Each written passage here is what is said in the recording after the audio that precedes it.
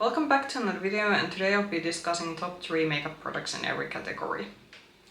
Welcome back, and today I'll be discussing my top 3 makeup products in every makeup category. However, I think first disclaimer, we are not exactly gonna go through every category. So for powders, brow products, lip liners and eyeliners, and those are not gonna be included in this one because with those I didn't have clear favorites that I would like to put in a top 3. With eyeshadow base and face primer, we will have honorable mention because with those I truly had only one product that I would truly say that these are my absolute favorites that I would recommend. And also, second disclaimer, you will be seeing a few pictures here because with some categories I don't have the products in my makeup collection, so with those ones you will be seeing picture on the side of the screen, and I will tell which of those products, and you will see from that which of those products are. But there are also quite a few that I'm actually able to show the actual products. But let's now get to the products that I have for this video. So I'm gonna get my phone out because, as I said, with some I actually do have to, because I don't own them currently, I do actually have to dig out the names. So I think first one, let's go through these by steps. So I will have the base products, then I think I will have the eyes, then I will have the cheeks, and lastly we will talk about lip products. So with face first, let's start with the honorable mention. So with this one, there's only through one face primer that I would say this is my absolute favorite that I could recommend, and that is the Essence Poreless Partner Primer. And I think this is meant to dupe one of the Benefit primers, but I do think as a standalone this is a very good primer, especially if you're someone who is suffering from an oily skin and has a bit of issues of pores showing up. And this I think is for me one of the best primers that I have tried, and especially considering the price of this one. That's the reason why I'm quite picky with the primers that I choose, and there's actually quite of a high.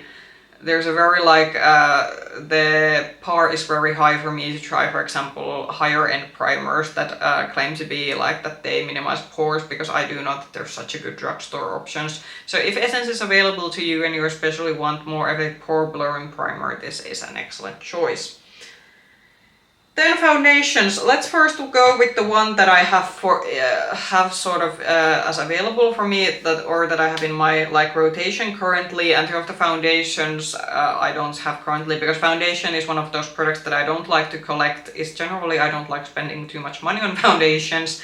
But with this one there's actually 2 drugstore ones and then a high-end one. But let's now actually show first the foundation that I have. So this is the W7 Skin Fresh Foundation. I did a bit of a boo-boo, so I picked out a shade that, yes, I have had in this one before, but I forgot that last time I used this it was just June, so it was summer. So I'm currently wearing this one, but I'm quite aware that this is too deep for me currently. I should have taken the more lighter shade because it's now the fall time and we are going to the winter. So but about this foundation, considering that this is under €5, this is one of the best foundations at a drugstore price that I can recommend if W7 is a brand that's available to you. I would say that this is how should I describe this? You can get quite of a medium coverage. I wouldn't say this is a full coverage foundation, and if you do pile this up too much it can look a bit cakey. But if you layer this to be a medium coverage foundation, I do think that the finish of this looks very, very nice. And for me, at least, as someone who suffers from a oily skin, I have actually felt that this lasts quite well during the daytime, even though I don't think this is meant to technically be a full-on matte foundation. But if you are someone, especially considering that I'm now someone in my 30s, I can't also wear anymore the very heavy-duty matte foundations that I used to be able to wear when I was a teenager. So I think again that if you're someone who suffers from an oily leaning skin, but you are getting to be, your skin is not as smooth as it was in your 20s, I think this could be maybe a good option, because it's not heavy duty as a matte foundation, but it's still actually, especially if you use powder with this one, it does actually hold quite well during the day, even if you would have a longer way. And I do think the coverage and the finish this offers is quite nice. Then the foundations that you're gonna see images on the side. So let's first go to the more expensive, and this is actually one of the only high-end foundations that I have like been able to try enough that I can recommend this one. So Lancome Teint It All Ultra Wear Foundation is something that I think is it's just very expensive. Like, I don't like to spend too much money on foundation because it's actually genuinely a product that I go through, and it's a product that I don't go through, I think, a foundation bottle in a month, but in like 1.5 months, depending on what kind of coverage the foundation offers. I think there might have been a couple of foundations that I have been able to make last through 2 months, but it's generally just not a product that I like to put my money on. But this is a foundation that I did actually try the whole bottle of, and I do think that this is a very good foundation. Again, if you're someone like me who has an oily leaning skin, but if you have also like already some texture on your skin, and the durability of this one was like great. I think this is like one of the foundations that I have been able to like say that if you have this very long 10-12 hour day, this is a good bet, because I felt that even after very long days when I done a full work day, I had done a workout, and still at the end of the day when I went to wash away my makeup, it still looked pretty great. I did feel I did have to powder this if I sort of wanted to like have the sort of full like sort of mattifying effect.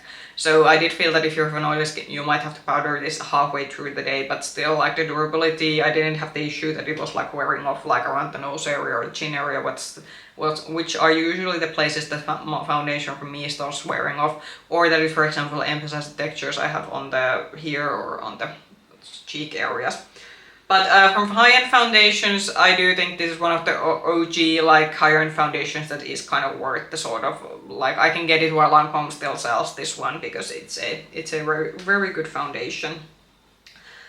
Then a sort of another drugstore recommendation. So I tried this foundation actually this year. So this is the L'Oreal True Match Foundation. Again, this is a very OG foundation. First of all, this is one of the best shade matches I have ever had in terms of foundation. So I think my shade was it 1.5R, which is the kind of cool tone shade for this one, and that I think is one of the like perfect shade matches that I have had in terms of foundations. And this is a more, I'd say, lighter to medium coverage foundation. I do think especially for summertime, this is actually a pretty good foundation.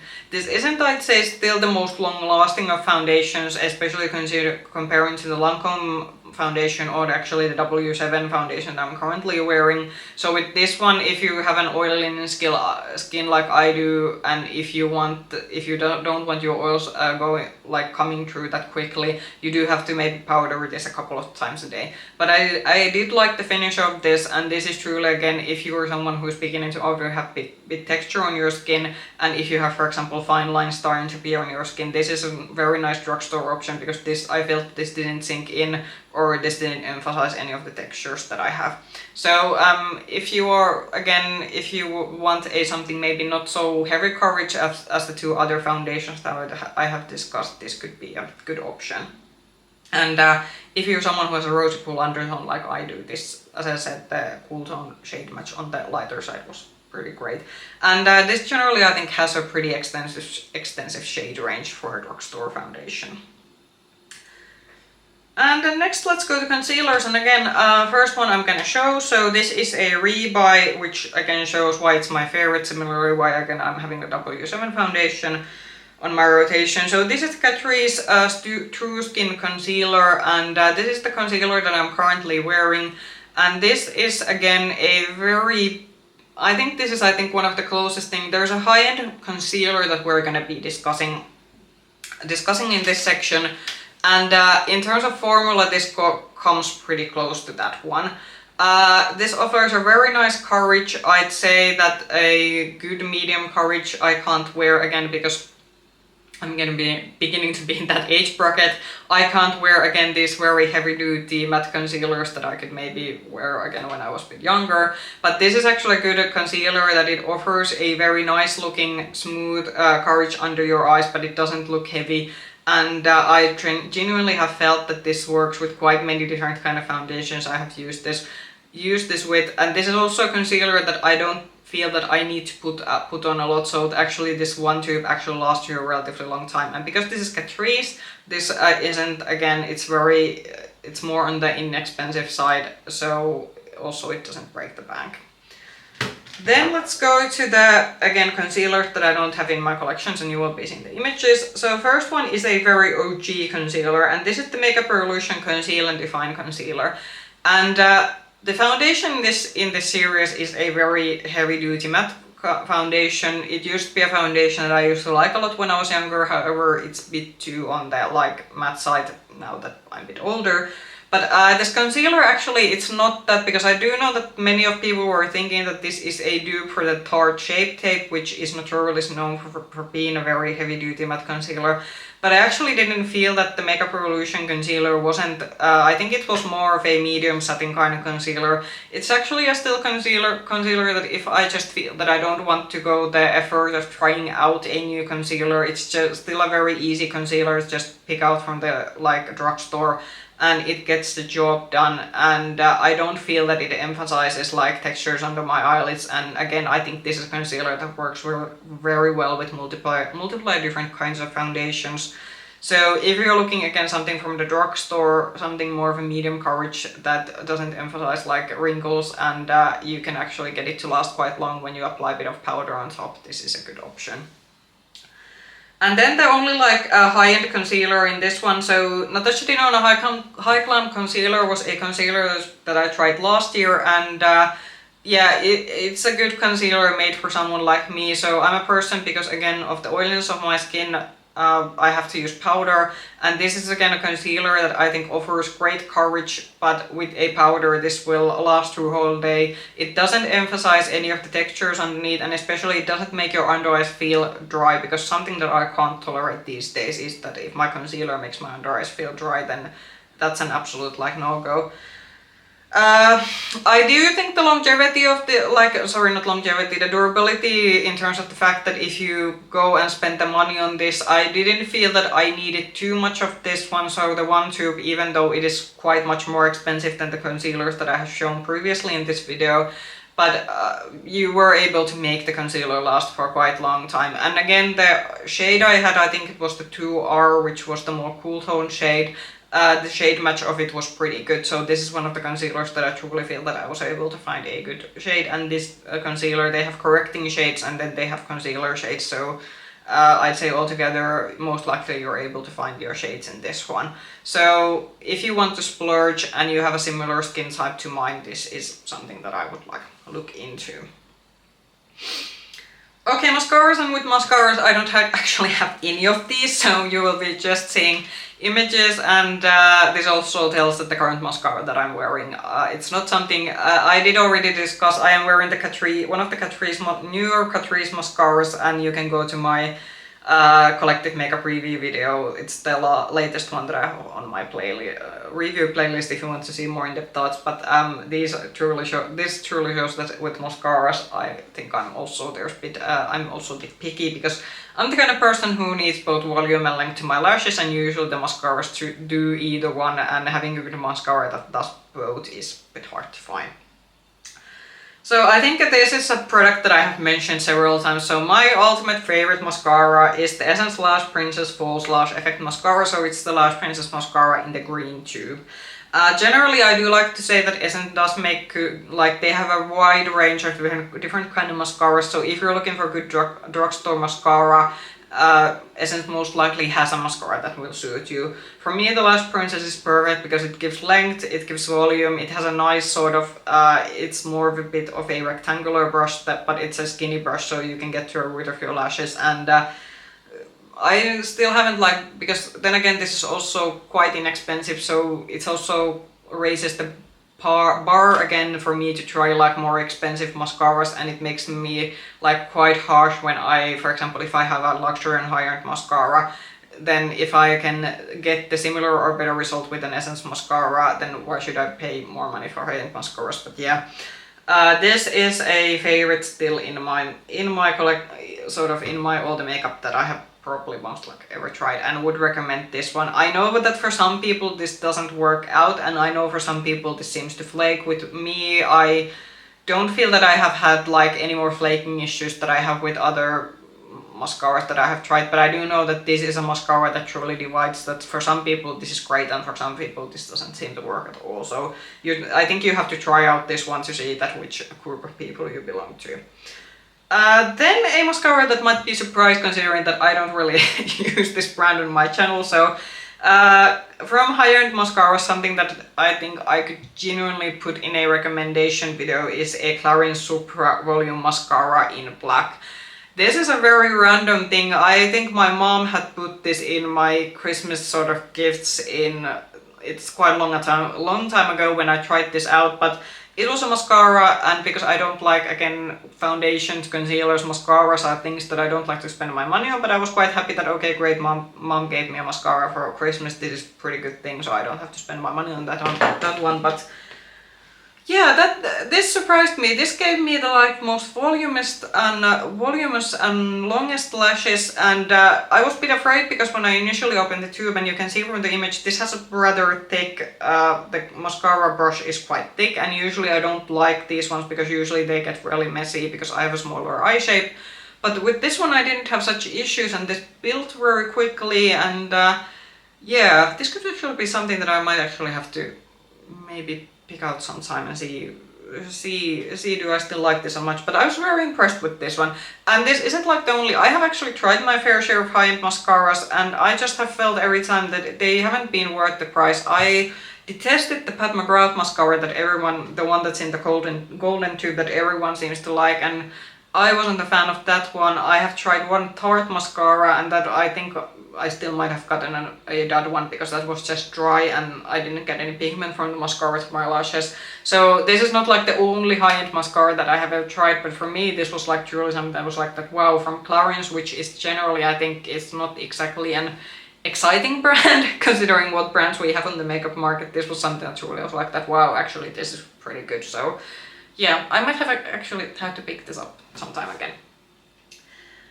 So the last mascara is actually another drugstore one. So this is the Maybelline Lash Sensational Firework Mascara. I say my only issue with this one is that for some reason the mascara formula gathers around the tube. So with this one I had the issue that I had to be constantly cleaning up the tube because otherwise I couldn't get the mascara cap closed because there was so much product gathering. But if you can get past that, I think this is one of the better Maybelline mascaras. I have had also pretty varied luck. Some, for example, the Lash Sensational Mascara that I think was supposed to do benefits Bad Girl Bang mascara. I didn't like that one that didn't work out for me, but this was a mascara that did work out for me. Again, this had a bit of a thicker water, which initially made me think that okay, how is that gonna work, but actually this has a bit more wetter formula. It's not wet to the point that it gets messy, but it was something that actually did build quite quickly on my lashes, and I do feel that this actually did give quite nice look for my lashes. And from drugstore mascaras, if you are looking for a good Maybelline mascara to try, I would say that this is again a mascara that you will get both volume and length to your lashes, and I do kind of like the hot pink packaging that this has, so that's a plus. So with eyeshadow primers or eyeshadow bases, I'm again gonna just do an honorable mention because these, again, I have tried my fair share of eyeshadow bases, but again I think because I have an oily lenient skin, that means that some bases, if their bases don't settle down, then they can actually make the eyeshadow actually crease even worse than if I wouldn't be wearing these. So I need an eyeshadow base that evens out my lid and dries down a little bit. And that is the reason why for me still the Gloss Gods, this is called, I believe, Crease Killer is this one. This is an open because I'm currently using the P. Louise eyeshadow base that I got in one of the orders that I made from P. Louise during summertime. However, I did discuss in my P. Louise review video that for example is a product that I have to put powder on top of the base because alone it's a very creamy base and it actually made my eyeshadows crease. But this is a formula that I felt that I don't have to powder, it sets down a little bit, it evens out my lid. You also get quite a lot of products in this one. My favorite eyeshadow base used to be the ABH sort of eyeshadow primer. However, with that one, because it's quite expensive, and comparing how much more you get product from this one compared to the price of the ABH one, that is the reason why if anyone just asked what eyeshadow base I would recommend, this is the kind of base that I would use. But again, I think eyeshadow bases are one of those things that depend quite a lot on what kind of lid type you have and what kind of skin type you have. So if you have a drier lids, then of course you probably need another kind of eyeshadow primer. But yeah, for me this has been working out great, and this is just like the only eyeshadow base that I would truly like recommend. Then let's go to eyeshadows, and I did approach this one because I like making eyeshadow palette videos. You can find several different kind of eyeshadow palette review videos, and you can find ranking videos and favorites videos on my channel. So I like talking about my eyeshadows, so for sort of to condense down the sort of idea of like top 3 eyeshadow palettes, I approached this in terms of formulations. And I chose the formulations just based on the fact that, okay, but if I would like really have to go through that, what are 3 kind of different brands that I could just buy from and I would be like happy with the formulas for the rest of my life. Of course, I am a person who really likes trying out different kind of formulas, so that would be very boring. But if I would be in that situation, that is how I sort of got with this category. So first one is the Dior Backstage formula. So this is, again, as I have discussed in quite many of these Dior, this is the Silver Essential palette. I just took this out as an example. So this is for those days if you need something very easy, and especially a formula that will suit multiple different kind of lid types. So this will also suit you if you have a lot of texture on your eyelids. These are the color stories that Dior has come out with. These ones, they are more on the neutral leaning side, but there are like some of the palettes do have a bit of pop color, and these I think are for palettes that I would recommend for those who are looking just kind of something quick and easy everyday makeup, and also still that formula that lasts relatively long, because I do know that with some of the like traditional luxury formulas that I have tried, not all of them have been that good in terms of longevity, but with this one I feel that it gets the job done, it suits different kind of lid types, the color stories are very cohesive, you get they are very easy sort of palettes to build looks with, no matter what kind of makeup user you are. So that is why the first one from the eyeshadows would be the Backstage formula. Then I also think the second one won't surprise you. So then I thought that, well, in terms of we have one sort of everyday easy to go formula. Next one was, I was thinking that then when I want something special, and for that one I chose this one. So Ensley Rain I think is the ultimate brand if I would have to choose from all the indie brands that I have. And this is like what I thought that, okay, if I would want a one brand, especially the special shimmers from this would be the brand that I would choose for this kind of video. So especially the special shades Ensley Rain Dust, they are very sparkly, but even though some of these look a bit chunky on the pan, with Ensley Rain they actually go very smoothly on the lid, because unfortunately with some indie brands we have these very chunky shimmers, but those are also very hard to work with. Some of them might emphasize if you have textures on your lids, but with Ensley Rain even the more chunkier shimmers I feel are very easy to use. You can actually pick them up with your brush, and the matte quality is also one of the better quality that I have seen from indie brands. So for all the fun special shade looks, I would pick out Ensley Rain as a brand in general. And then for the last category I was thinking that, well, what is just a brand that I would just then, aside from these two, that what is just a brand that I immediately think that should deserve to be in this kind of video. And for me, I thought that Blend Bunny would be that one, and this maybe goes for the fact that, well, with Ensley Rain we had shimmers, Blend Bunny they have the sort of mattes, and I chose the Dollhouse palette because this is again still one of my favorite palettes from the brand, but Blend Bunny has now come out also with newer palettes that have like better shimmer formulas. But especially in terms of the matte and the variety of mattes and how just easy, even the deep tones, even on a fair skin like me, they blend very easily. I will never have to be afraid that there's an issue that the shades don't blend in together. And altogether I do think that how the brand has they are now, I think they have been trying out a bit different things with their palettes. But I do think that they have the owner of the brand has a very good eye for color stories in general. And this is just when I was thinking that, okay, but my ultimate top 3 formulas, I can't just go not mentioning Blend Bunny, because I do think, especially in terms of mattes, they are a brand that is hard to beat, and it's hard to find comparable mattes from mainstream brands, from other indie brands, or from drugstore brands.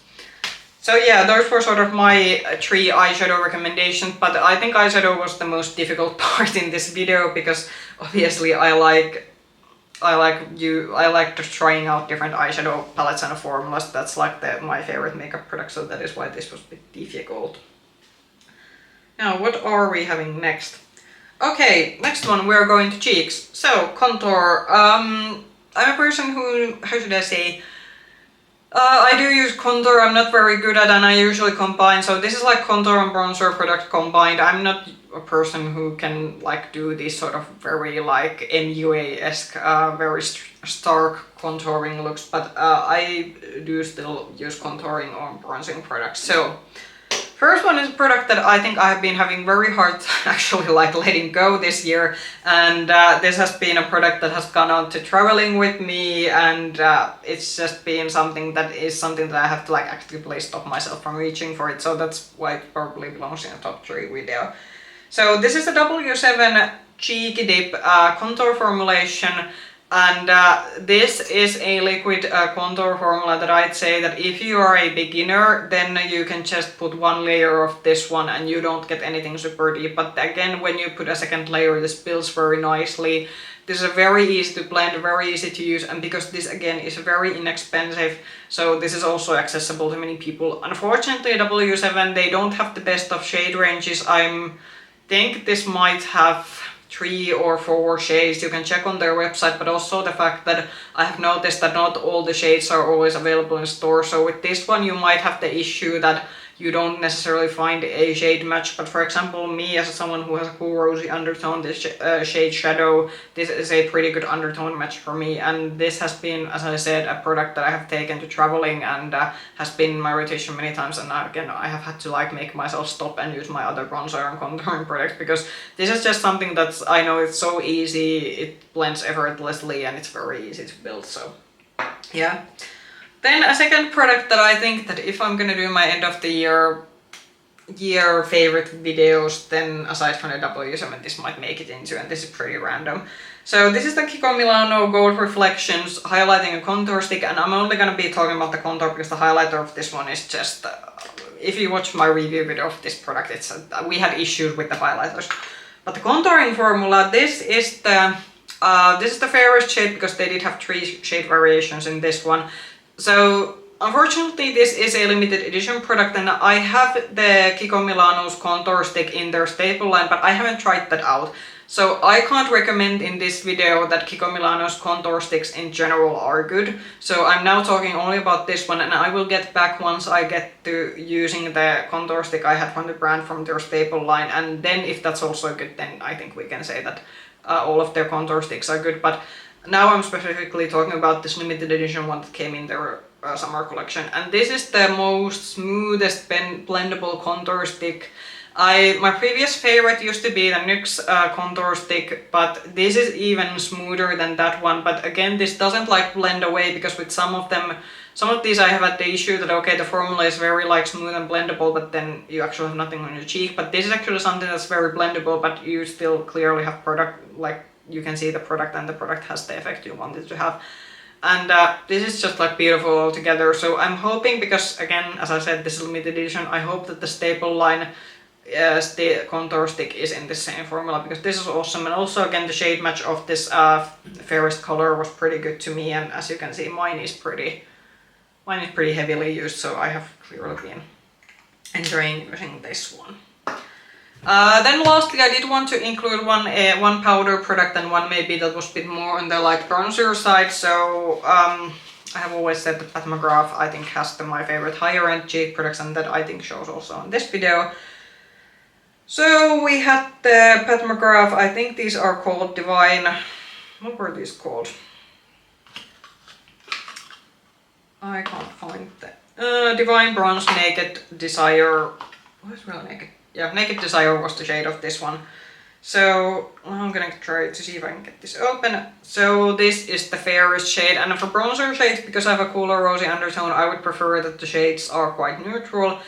And I mean, you can't, like if you're looking for a good high-end bronzer powder formula especially, like this is a good formula. It's very smooth, it builds nicely, it will not look patchy or streaky or do anything funny with your other like cheek products.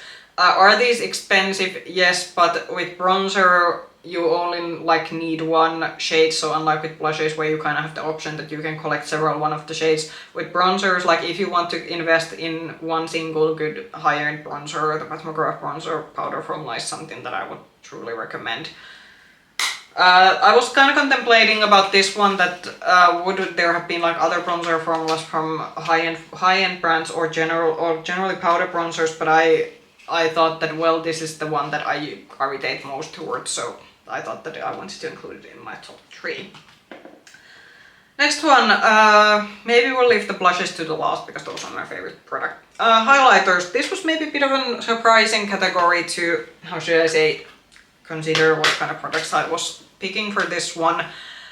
Highlighters are definitely products that I'm not wearing as much as I used to, and this maybe is related to the fact that, as I have mentioned, that I'm no longer I don't have the smoothest of skin, especially I've noticed that with age, the texture on my cheek area, it gets more prominent, and I really have to be a bit careful what kind of products I use around that area, because I don't want to have the sort of emphasizing my textures there.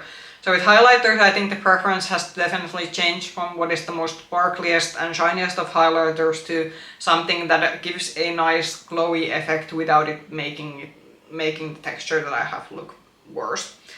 First one is a drugstore formula, so this is the MUA Shimmer Highlighter in the shade, what is this, Peach Diamonds, and I think I do have mentioned this quite many times on my sort of favorites videos, but one thing, this is a drugstore packaging, this is broken, so I think I would have to go to one of our supermarkets to actually rebuy this one, but this is how it looks like. It does have a bit of a nice shift, and I do feel from drugstore powder highlighters, this does give nice shine to your cheeks, but I feel that this is still rather smooth, so I don't feel that, because something that I can't tolerate these days anymore is that if you have this formula that leaves a lot of the individual sparkles on your cheek, that really doesn't look great on me. But with this one you get a nice smooth layer, you get a bit of shine, but it's not something that's gonna emphasize any of the texture you had.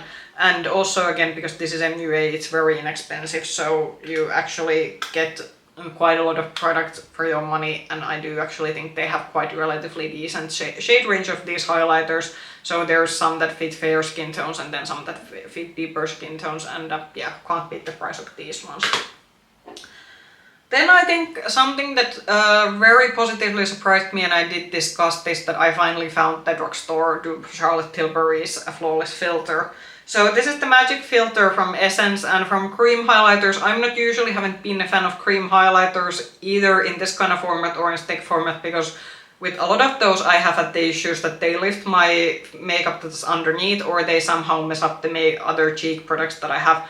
This one is one of the best, because I can't use these kind of products as like underneath my makeup because I have an oily linen skin tone, so any glowy product that I would have to use underneath, that's an absolute no-go. So I truly use these for like highlighting purposes, and with a lot of others of these sort of drugstore versions of the Flawless Filter, I have had the issues that the cream formulas or the liquid formulas, they really don't have the sort of, there's not enough base to them. There's like, it's almost like with some of them there's been like, it's been sparkles in liquid, and then the end result hasn't been nice. With this one, because there's enough base, it actually does give the effect that similar effect that you would have with a highlighter. This is a more subtle highlighter, but again, I don't mind that. It's actually quite of a pretty look occasionally to have a bit more subtle highlighter.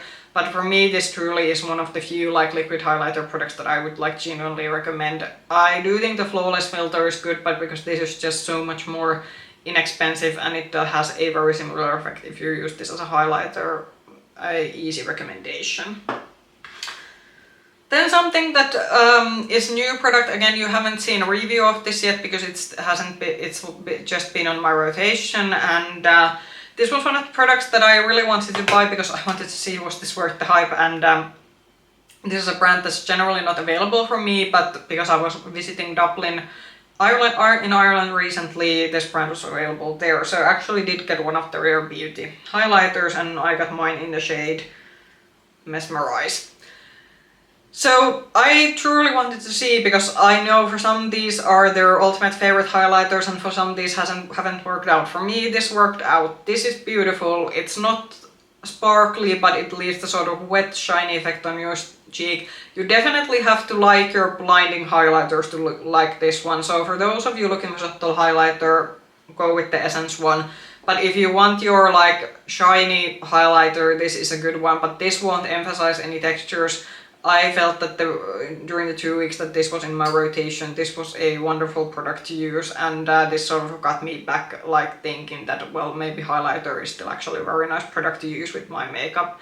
So if this is a brand that's available to you, and I know Rare Beauty has produced some other products that have been gotten quite a lot of hype, but I do think that this is definitely worth its hype, at least for me. Then we still have cheeks, and then we have the lip products for this video. So with cheeks and cheeks blushes, sorry. Yeah, so blushes are the last product we have from cheeks, and then we will go to lips.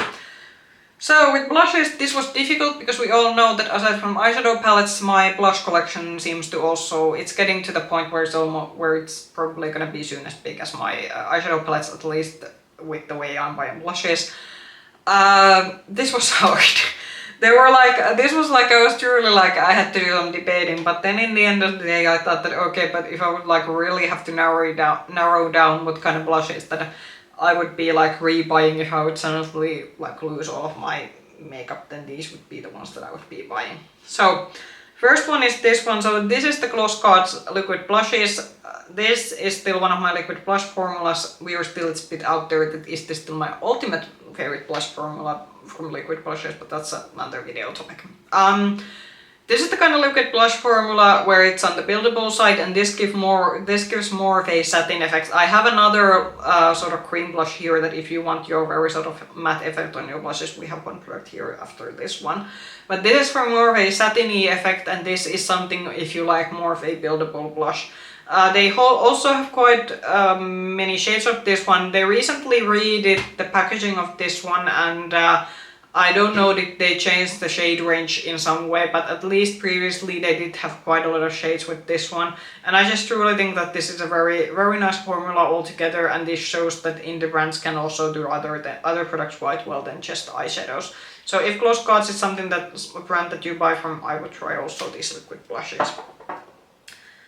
Then from Makeup Revolution, and I do think especially cheek products have been something that Makeup Revolution have improved quite a lot in recent years, and I really had a hard time picking and choosing, but in the end this was still something that I actually thought that, well, it made me go more wow when I initially tried this, so that's how this got into this video. So this is the Mousse blushes. I have 2 shades of this one, but I chose this was the rose something. Rose pink was the one that I chose for this video, but I do have 2 shades in this one. This is truly, if you're looking for very, very pigmented cream blush that dries down matte, this is the blush formula for you. If you like your more subtle blushes, then there are other formulas for that. But this, for at least someone like me who likes their blushes to be more on the matte side rather than, for example, in the shiny shimmery side, this is a sort of cream blush formula that I can appreciate. This packs a punch, so just when you use this, be like buyer beware. But this is something that will last long. This actually rivals some of the powder blushes that I have in terms of longevity. And I have used this, like, you don't need to pick out a lot this to your brush in order to get the maximum impact. So one of these blushes is gonna actually last a really long time. But as I said, if you buy one of these, just be aware that these are pretty pigmented on the go. But they are also very like easy to blend, and that is also the other reason why this made it into this video, because while this is the more on the pigmented side, this is still it has the like ease of blending that a lot of cream blushes have. Then for powder blushes, again, I did want to include one. I have been definitely more into my cream blushes, but I think the whole makeup community in general has been more into their cream products in general during the last couple of years. But with powders, there was some tough competition for this one because I was thinking between this one, and then recently I did have the NARS blush in my rotation that's actually in the reformulated version. The NARS blush hasn't also been included in a review video yet, but we were quite close. And then I was also debating because I do have some other luxury blushes that would they be better than this one, but this is actually a formula because I've tried it quite many variations of this one. I was able to say that this is truly a favorite. So Pat McGrath's blush formula, I picked out one of the blush palettes that I have. I have in one individual palette, I have another face palette. The highlighter formula is something that we will ignore because it definitely hasn't been my favorite. But the blushes, these are the more sort of satin blushes when you use them, but Pat McGrath really does know how she does her cheek products, because just like with the bronzers, these go on the cheeks very smoothly, they build up nicely, you can get a bit more sheer layer, but then when you build them up, you can get a very punchy layer. They won't emphasize any textures on your skin, and altogether these are just the shades that Pat McGrath has done in this powder blush formula, also very nice. So I think nothing else to add. So if you are looking for more sort of powder blushes, and especially more maybe a satin-like finish, so you don't want them to be I think some of the shades might be a bit more matte than others, but I do think that all the shades have a bit sheen to them, so they aren't as heavy duty matte than maybe some of the matte blush, some of the other like formulas that are on the market. So I think these are good like in between formulas, that if you don't want a full on matte but you also don't want anything shimmery, then this is actually a good formulation. Yeah, again, in this one I'm actually gonna look like, no, they do, I do think all the I would say like this is maybe, this shade is a bit more matte, but this one and this reddish one here are more on the satiny side, so you do get some variety, and maybe if you pick out one of the individual blushes on the website, maybe look out the shade descriptions, so there are some options, but generally, as I said, a beautiful powder blush formula. But wow, yeah, let's now lastly get to the lips, and then I think we will be done. So with lip products, this was interesting. I think it was quite clear what my favorites were, but I was kind of debating that should I have included one, because I was thinking I should have included one favorite from each formulations, but then when I was really thinking that what kind of lip products I prefer, I thought that these were the like true top 3 favorites. So just as an FYI, if you're thinking that where are the liquid lipsticks, I do have liquid lipsticks and there are clear formula favorites that I have in liquid lipsticks, but I don't really gravitate towards liquid lipstick, so I'm more of a gloss or a satin lipstick girl, which I know especially the satin lipsticks, those haven't been really in when we have seen all the lip trends that have been going around in recent years, but I'm still a huge fan of satin lipsticks, and that really shows. So maybe first I will show the lipstick. So this is the Natasha Denona, and she has, I think, her lipstick formula is truly, it's this classical satin lipstick formula. Mine shade is in the shade Cala. I have also another shade in my collection, but this is the sort of like traditional satin lipstick formula where it goes nicely on your lips, it lasts relatively long.